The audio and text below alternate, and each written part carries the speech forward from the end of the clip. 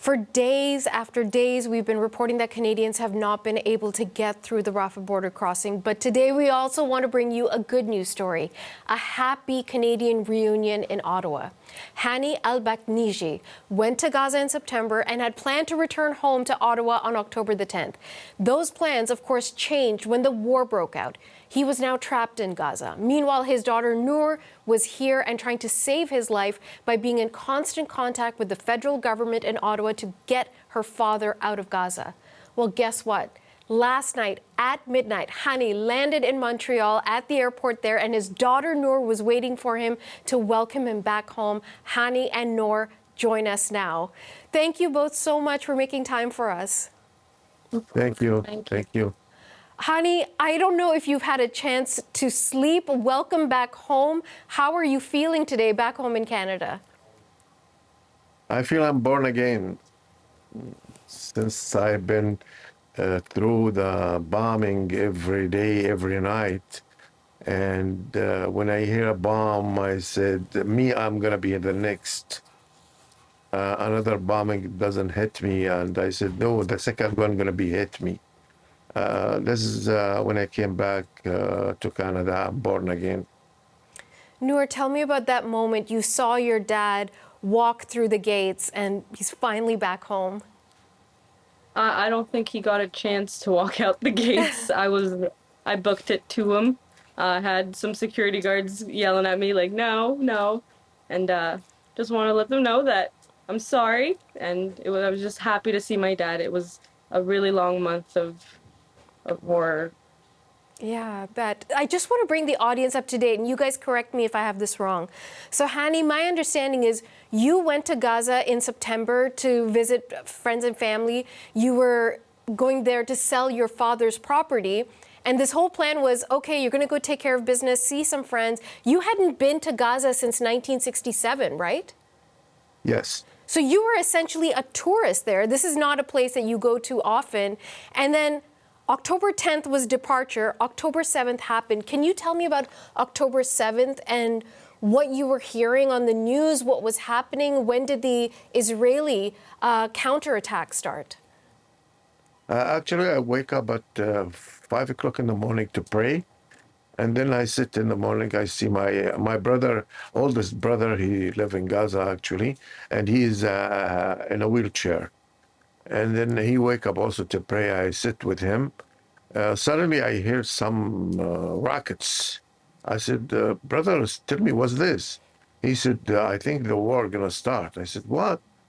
And that's what I start, because actually when I left Gaza in 1967 war, I was 16 years old. I don't know Gaza after that. So I'm like a child. Somebody has to, when we have to evacuate, somebody has to take my hand to let me go from here on there, because I don't know if I go a different direction, maybe I get killed, you know. So the people, they drove me somewhere to hide me from bombing. So you're unfamiliar with this as a part of life, but did you get the sense from your brothers or your family members that, hey, we go through this, we know what we're doing, don't worry, or were they equally scared? No. After from the war start, after that, we don't know. Everybody run by himself. He take his kids. My brother has 9 kids, and everybody has family, and everybody run by himself. Take his kids and wife and run, and then left me and my brother. He was in a wheelchair. So my elder nephew, he take me and take my brother together, and we run, and everybody going his way. We don't know where to go. And your brother is in a wheelchair. How does someone in a wheelchair escape bombing and attacks like this? My nephew carried him on his back, and he ran with it. And he left the wheelchair in the road. He left the wheelchair in the road? Yes, and he carried my brother on his back, and he ran with him. We don't have no cars. And where did you guys go? Like, what city were you in? Where did this happen? I don't know where's my brother with my nephew went, but I went with the other nephew, okay. And he took me to his father-in-law, which is my sister, house with her husband, and we will stay with them in Madinat al-Nasr, far from our house, about 7 kilometers. And is that in the north or the south? Where is that in the No, strip? that was in the first evacuation. It was in the middle of Gaza, al-Nasr near the sea, almost. Okay, okay. So you're on the move, you're trying to get to safety, everything is chaotic. Nour, October 7th happens, that's what, 5 weeks ago, and you're Yeah. hearing the news. And you know Dad is over there, what's going through your mind? I'm just rummaging, trying to find the right people to call, until I landed on Foreign Affairs, and I registered him as one of the Canadians abroad. And yeah, it was just a waiting game from there, just hoping and waiting to see if they'll call back with good news or not. Were you guys able to talk to each other? Did you still have phone or internet connection? It was very, very scarce. There would be moments where he would pick up the phone after not for a while, and we would speak for maybe a minute, and then it would just go silent, and the last words would just be in the middle of the sentence, and I would have to just hope that he heard me and said, "I love you," and just hung up and tried to call again, but it just didn't work. What did that do to you emotionally, psychologically? Well, as you can imagine, like, knowing the situation and knowing that in any minute, any second, anything could happen. When he did pick up the phone, I did treat it as though it was the last time I was gonna talk to him. Because I genuinely didn't know when the next time he'd be able to talk again. You know? What is that like for you, Hany, to hear your daughter say that? I really am happy now because she is with me, beside me. But before, when I hang up with her on the phone, I'm scared to don't talk to her again. Hany, I know it's fresh and it's just happened. Can you tell me what it was like? Because fortunately, most of us have not lived through a war. What was that like? The bombing, do you hear it all the time? Are you on edge all the time? Every minute we have. I want to describe it to you as personally. It's they have in the sky in Gaza many drones, and with the big noise to make your brain break. Noise every minute, and then these drones, their job, they carry missiles, by the way, and every time they take a picture for any animal, even any human being, anything, small things, they take a picture of it, and if they think that the picture is like a human shield or a human being or something, and they think about, according to his thinking, if he send a signal for any missiles to hit that target, they hit it right away. So when you walk or when you go there, you're scared from these drones, because these drones, they move with the signals, okay? And then if you came to some place, like they think that it will go in or go out, they hit you right away. So you're scared to be, you are the second, or you're next. You are to get hit. That's the way how you live there. So with that in mind, that you could possibly be hit, Hany, let me ask you, how did you make your way initially from the middle of the country, the territory, to the south? I don't know. Some people then have an experience more than me. Like, I'm a Canadian or I'm a Palestinian. This is the first time I've been in this situation, and I don't know the streets of Gaza, because when I left, I was kids, So they have to direct me. By the way, they have more experience more than me to let me go from here to there to know. If somebody knows where to go, you can go through. Sometimes they took me through the middle of the jungle to go from here and go from the other house. We have to jump walls, from walls to walls. It's very hard, very difficult to move from place to place. Gaza is a little small place, and 2 million people live in it. Honey, I hope you don't mind me saying this. You're 71 years old? Yes, You're I'm going through the 71 years old. jungle and jumping over walls and escaping Yes, bombs at yes, yes. 71? When you're scared to get die, you have to do it. Wow. Yeah. How long did that journey take you to get to the Rafah border I crossing? moved from place to place 7 times Wow. during the 1 month. It took the full month. Yeah. From place to place 7 times I moved. So tell me, Whenever the place we are in, any building beside us get bombed, so we think that's going to be next. So we have to move the place from place to place. I went to Nasser, from Nasser to Deir el-Balah, from Deir el-Balah to Khan Yunis, from Khan Yunis to Rafah, from Rafah to back to Khan Yunis, from Khan Yunis back to Deir el-Balah, and then back to Rafah again. okay, tell me about when you get back to Rafah for the final time. How did you get through? When did you have to wait there a long time? We got from Deir el-Balah to Rafah. I went walking. And From did place to place, immediately yes. did you say, I'm a Canadian citizen, let me through? Like, how did they process you? No. When I moved from Deir el-Balah to Rafah, Rafah is a city. It's not the border. The border far from where I live in Rafah, about 6 minutes by car. So I have to stay in Rafah about, I stay there about 7 days till I get to the border, go through the border.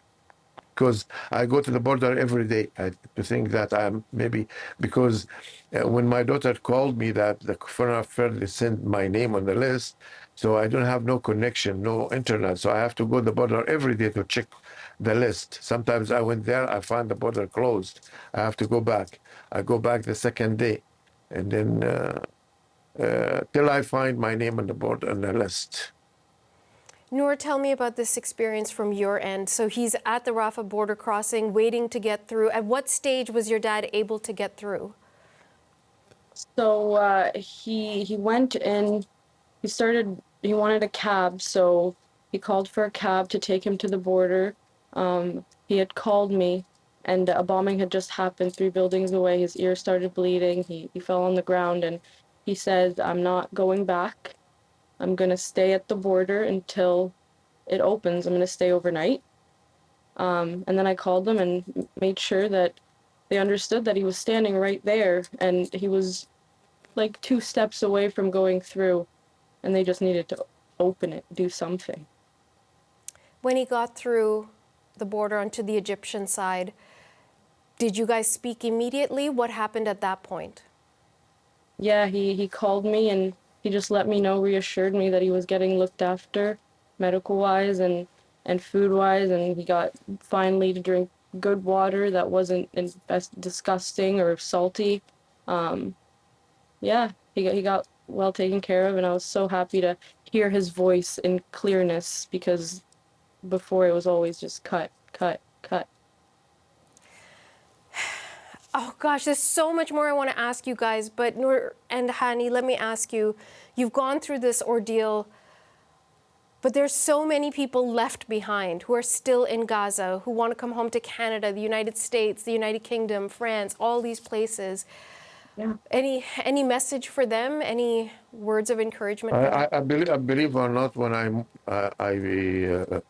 been through to, I went through to the border to Egyptian. When I'm sitting in the bus, I was crying because supposed to be 80 people from Canada to pass with me, but I find out only 75. So I felt sorry about the other 5. What's gonna happen to them? I remember myself when I've been through, so I start to cry about them. Really, I don't know them, but I know they are Canadian, and I start to be sorry about them, And also, I know in the news that the Canadian government, we have 400 Canadian behind the border. And then I feel sorry about these people, what's going to happen to them through this war. I don't know. Yeah, I would just say I wish you guys. And then if you want me to ask me the question about what I see in my life, in that month, I see a horrible situation. Animals eating human being flesh. God. because according to the calculation, they have 11,000 Palestinians get killed, but this is the only things they calculated, but they don't calculate under the rubble. The building behind me when I was in Rafah, family of 32 people get killed completely and nobody look after them.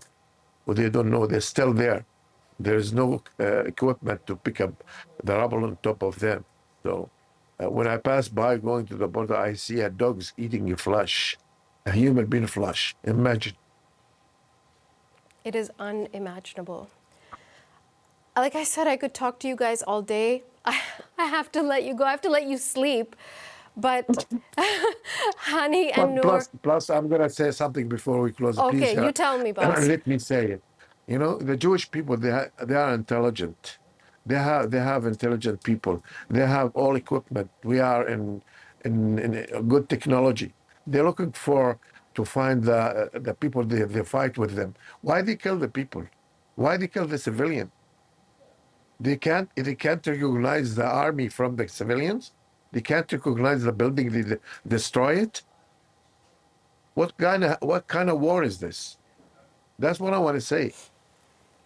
Most of the people, 11 people get died, 11,000 people get died. This is the calculation. But after that, look at under the rubble, under the building get destroyed. How many people get killed there? They're killing civilians. They don't kill army. There is no army. I don't see army, Palestinian army. The only things I see Palestinians get killed. They're killing the whole. They destroy the front of me. They destroy the solar system on top of the Shifa hospital to let the people die by themselves inside. Hany, I hear you, and many people are expressing the same concerns. All I can do is offer you what we hear from the Israeli Defense Forces, which is they believe Hamas is operating under those buildings, and so that's why they're targeting it. I don't have the answer to your question. I'm just offering you what we have asked people again and again. That is their answer. I have to leave it there. I'm so happy that you two are united. I'm maybe as happy, maybe slightly less happy than the two of you are, but thank God you're safe. And stay in touch with us. Thanks God we are home. Well, I'm back home. Yes. Thank you. Nour, you're very lucky. I know what it's like to worry about a dad and to fear you're going to lose him. So congratulations. I'm so sorry. No, don't worry. Don't worry about me. Take care of yourself, guys. Thank you. I'll get around. Okay. Thank you. Bye-bye.